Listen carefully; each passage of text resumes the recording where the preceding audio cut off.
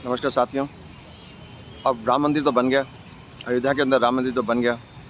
इतने वर्षों से जो एक विवाद चल रहा था राम मंदिर का, वो अब आखिरी के अंदर मंदिर बनने के साथ ही समापन हुआ वो विवाद, और काफ़ी हद तक तो समाप्त हो गया। वैसे चाहे उनके लोग अभी भी काफ़ी सारे दूसरे पक्ष के लोग ये बोल रहे हैं कि ये मंदिर हम इसको नहीं मानते और ये वो, लेकिन हकीकत में ये है कि जहाँ पे भी विवाद होता है, कोई भी या कोई विवादित स्थान है, वहाँ पे नमाज़ नहीं पढ़ी जा सकती। तो ये उस हिसाब से एक अम, मस्जिद नहीं मानी जा सकती। लेकिन अभी उसी के बाद में जो दूसरा मुद्दा जो है, एक जो राजनीति बनाने की कोशिश करी जा रही है राजनेताओं के द्वारा, जिसको वो एक राम मंदिर, अयोध्या राम मंदिर के बाद में हम बात करते हैं ज्ञानव्यापी मंदिर जो मस्जिद भी थी, है वहाँ पे अभी भी, लेकिन वो कह रहे हैं कि विवादित है। और इसके ऊपर अभी पिछले दिनों एक सर्वे रिपोर्ट आईएसआई की एक सर्वे रिपोर्ट आई है। बहुत बड़ी रिपोर्ट है, मैंने पढ़ी है उसको अच्छे से डिटेल के अंदर, काफ़ी डिटेल के अंदर है, बहुत डिटेल में साइंटिफिकली एक एक चीज़ को, एक एक पत्थर को, एक एक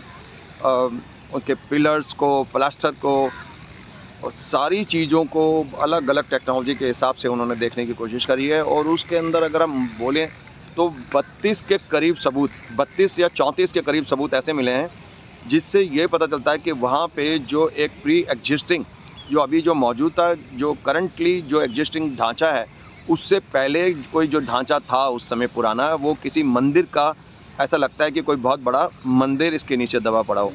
और उसकी दीवारें वगैरह, जो एक पश्चिम की तरफ की जो दीवार है, वो तो पूरी की पूरी ही पुरानी सी लगती है, काफ़ी पुरानी लगती है वो।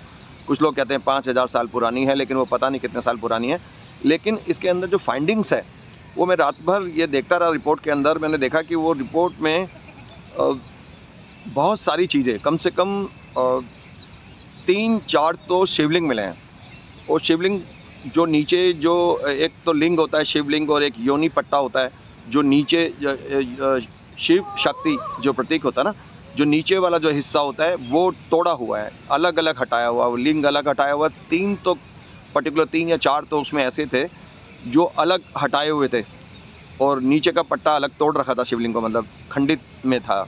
और बहुत सारी गणेश जी की मूर्ति भी मिली वहाँ पे, और काफ़ी सारी मूर्तियाँ, काफ़ी सारे आर्टफैक्ट्स वगैरह मिले, बहुत सारी चीज़ें मिली। जो कई चीज़ें ऐसी भी थी जो उसमें मॉडर्न थी, कई प्री मिडिएवल पीरियड की, जो मध्यकालीन भारत जो था उस वक्त की थी, और काफ़ी सारी प्राचीन थी उसमें, और कई बहुत सारी नई भी थी उसमें, मॉडर्न भी मूर्तियाँ थी। जैसे हनुमान जी की मूर्ति जो थी, एक जो दिखाया जा रहा है टीवी चैनल्स के अंदर, वो इन्होंने ध्यान नहीं दिया कि आईसीआई के सर्वे के अंदर वो मॉडर्न है। मतलब अभी की कई, ये भी होता है कि कई जगह कूड़ा इकट्ठा हो जाता है, गार्बेज इकट्ठी हो जाती है, कूड़ा काफ़ी इकट्ठा हो जाता है, तो उस जगह लोग फेंकना शुरू कर देते हैं, या फिर सोचते हैं कि मंदिर है।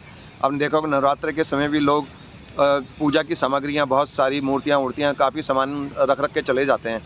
तो उसमें जो आईएसआई ने जो उनको चेक किया होगा, किसी भी पद्धति से ये जानने की कोशिश करी कि भैया कितनी पुरानी है, तो उसमें यही लिखा हुआ आईएसआई की रिपोर्ट में कि मॉडर्न है वो हनुमान जी की मूर्ति। लेकिन कोई एक खंडित मूर्ति है हनुमान जी की, जिसमें खाली उनके 2 पैर दिखाए गए हैं, और बाकी टूटी हुई है, गायब है, वो उसमें है नहीं। सिर्फ पैर से अंदाज़ा लगाया गया कि ये हनुमान जी की मूर्ति हो सकती है, क्योंकि हनुमान जी की ज़्यादातर मूर्तियों के अंदर हिंदू धर्म में हम देखते हैं कि वो इस तरह से रखी हो, पैर खड़े करके खड़े होते हैं हनुमान जी, एक हाथ के अंदर घोटा लेके। तो वो मुद्रा के हिसाब से उन्होंने अंदाज़ा लगाया कि हनुमान जी की मूर्ति हो सकती है टूटी हुई। जो अभी चैनल में दिखाई जा रही है वो मूर्ति मॉडर्न ज़माने की है, पुरानी नहीं है वो मूर्ति। उसके अलावा एक गणेश जी की मूर्ति है, उसके बारे में भी कहा जा रहा है कि ये पुरानी नहीं है, मॉडर्न है। इसके अलावा काफ़ी सारे जो प्लास्टर्स हैं, उनके ऊपर जो फूलों के निशान हैं, या फिर कई ऐसे डिज़ाइन इस तरह के बने हुए कि इससे ये प्रतीत होता है कि ये हिंदू मंदिर था। ऐसा लगता है उससे ये हिंदू मंदिर था, क्योंकि मस्जिद के अंदर इस तरह की डिज़ाइनिंग नहीं होती है। और दूसरी चीज़ इतनी सारी, अगर मुस्लिम पक्ष के एक पहले मैं ये बता देता हूँ क्या-क्या मिला वहाँ पे। बहुत सारी चीज़ें मिली, इंस्क्रिप्शंस मिले, लिपियाँ मिली वहाँ पे, और जो दीवारों पे भी लिखी हुई है कई चीज़ें लिपियाँ मिली हैं। उनको कलर्ड किया हुआ, पेंट कर रखा है उनको ख़राब करने के लिए। और कई निशान ऐसे मिले हैं, जैसे शिवलिंग, उसके त्रिशूल वगैरह के निशान हैं, या दूसरे इस प्रकार के निशान। उससे ये भी प्रतीत होता है कि इनको ख़राब करने की ओवर द ईयर्स कोशिश करी गई है। लेकिन सबसे इम्पॉर्टेंट चीज़ ये है कि एक मस्जिद होने के बावजूद भी इतनी सारी चीज़ें उसके अंदर मिली हैं। तो मस्जिद ऐसी जगह पे तो नमाज़ पढ़ी ही नहीं जा सकती, जो किसी और धर्म को तोड़ के बनाई हो, या मंदिर को तोड़ के बनाई हो, या विवादित जगह हो। विवादित जगह पे नमाज को पढ़ना ही हराम है। तो वो वर्जित है, मतलब अलाउड नहीं है वो चीज़। तो इस्लाम के हिसाब से भी उस जगह पे नमाज़ नहीं पढ़ी जा सकती। खामखा उस जगह को मस्जिद बोल के वो भी बेकार है, मस्जिद बोल ही नहीं सकते उस जगह को। तो एक विवादित क्षेत्र है। दूसरा उसके अंदर ये भी देखा गया कि काफ़ी एक इंस्क्रिप्शन पड़ा हुआ है वहाँ पे, कोई लिपि थी या कोई पत्थर था, उस पे लिखा हुआ था।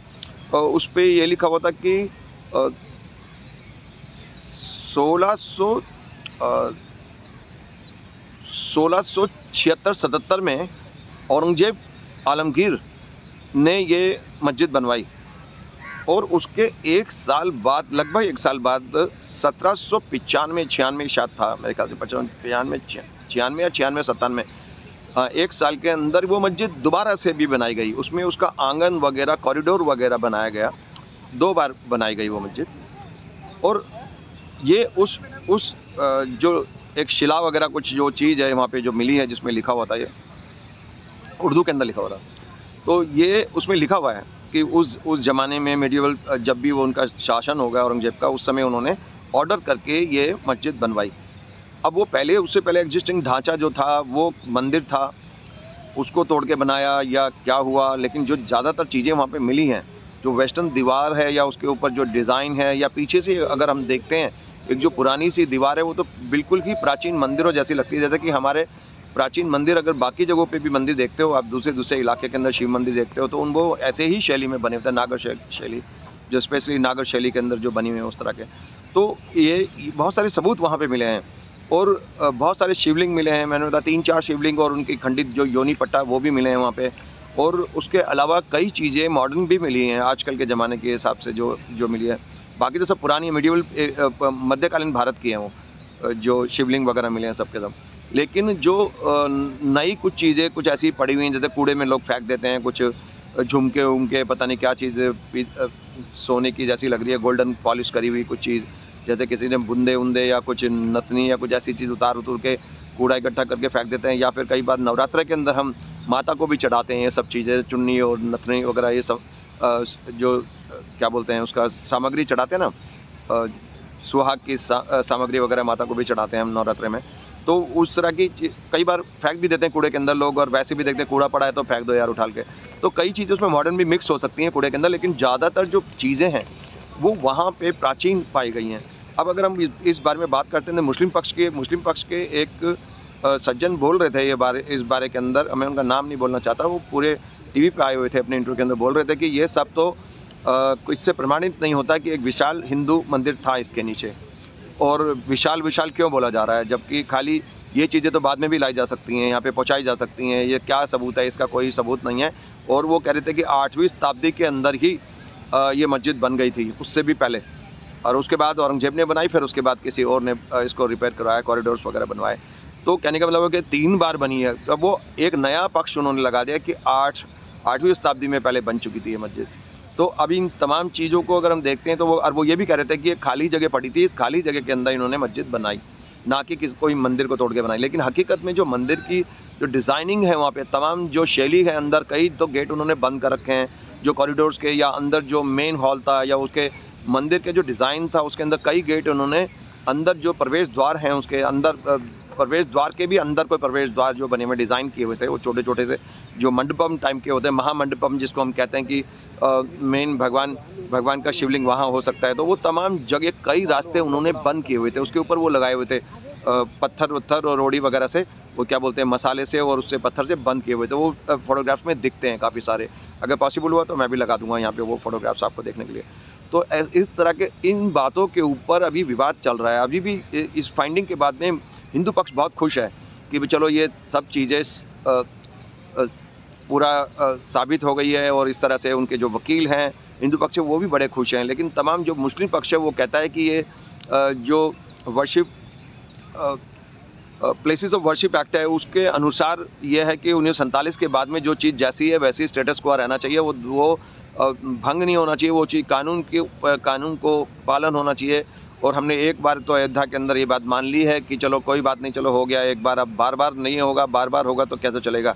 और बाकी बात उन्होंने जनता से यह अपील करी है कि जनता शांति बनाए रखे, और उनको जो भी फैसला होगा वो कोर्ट का फैसला उनको मंजूर होगा, चाहे जो भी फैसला है कोर्ट का वो सर्वमान्य होगा।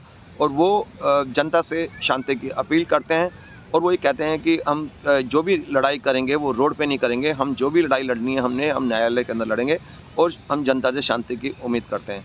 उसी के साथ में दूसरे कुछ पक्ष जो मुस्लिम पक्ष वगैरह या दूसरे एक्सपर्ट हैं कुछ, मैं उनके भी नाम नहीं बताऊंगा, वो काफ़ी जो कुछ लोग मुस्लिम लोग भी हैं जो एक्सपर्ट हैं और कई पत्रकार भी हैं, उन्होंने भी वो भी चर्चा कर रहे हैं इस बारे में कि भैया अगर जब देनी है, तुमने जब एक चीज़ दे दी, जो चीज़ पर जो पता ही लग रहा है कि साफ साफ कि ये ऐसा ऐसा है और ये चीज़ है, मंदिर जैसा लग रहा है, मंदिर है, अगर किसी को डाउट भी है इस बारे में तो उसकी खुदाई करवा लीजिए। अब उसमें जो एक जो रडार या आप साउंड वेव्स के थ्रू अगर पता करने की कोशिश करते हैं कि अंदर क्या है, उन्होंने ये बताया कि इसके अंदर कोई विशाल एक ढांचा है मंदिर जैसा, ऐसा प्रतीत होता है। तो अगर इसमें कोई विवाद भी है तो फिर वहाँ थोड़ी बहुत खुदाई करा के भी देखना ही पड़ेगा। फिर अगर अब नहीं तो बाद में कोर्ट का आदेश के बाद में अगर नहीं मानते कोई भी पक्ष तो इसके बाद में फिर वहाँ खुदाई भी करी जाएगी, जो चीज़ देखते हैं अंदर कौन सा ढांचा है क्या है, ये भी करना ही पड़ेगा, कोई रास्ता नहीं होगा तो अभी लेकिन फ़िलहाल जो ये बात है कि इसके ऊपर कुछ एक्सपर्ट जो मुस्लिम एक्सपर्ट्स हैं वो ये बात कह रहे हैं कि भैया अगर देनी है तुमने तो इतना लंबा खींच क्यों रहे हो, क्यों किसी पॉलिटिकल पार्टी को एडवांटेज दिलाते हो। बीजेपी तो उसको भुनाएगी, उसने राम मंदिर को बहुत साल तक भुनाया, नहीं करा काम, फिर लोगों ने शोर मचाया, इसको धुतकारा, वापस बीजेपी की सीटें कम हो गई, उनकी सत्ता जाने के चांस हुए तो उन्होंने फिर जाके इस बार फिर दोबारा से मुद्दा उठाला और अब 10 साल अभी भी लग गए उनको। तो लेकिन अगर आप ये बनाना ही चाहते, आप चाहते हैं कि देश के अंदर मुल्क में शांति हो, वैसे भी विवादित जगहों पे चाहे कृष्ण जन्मभूमि स्थान हो या फिर काशी विश्वनाथ ज्ञानवापी मंदिर मस्जिद का मामला हो, ये अगर विवादित है तो वहाँ पे तो वैसे भी नमाज़ पढ़ी नहीं जा सकती, तो कोई फ़ायदा भी नहीं है उसको रखने का उस जगह को।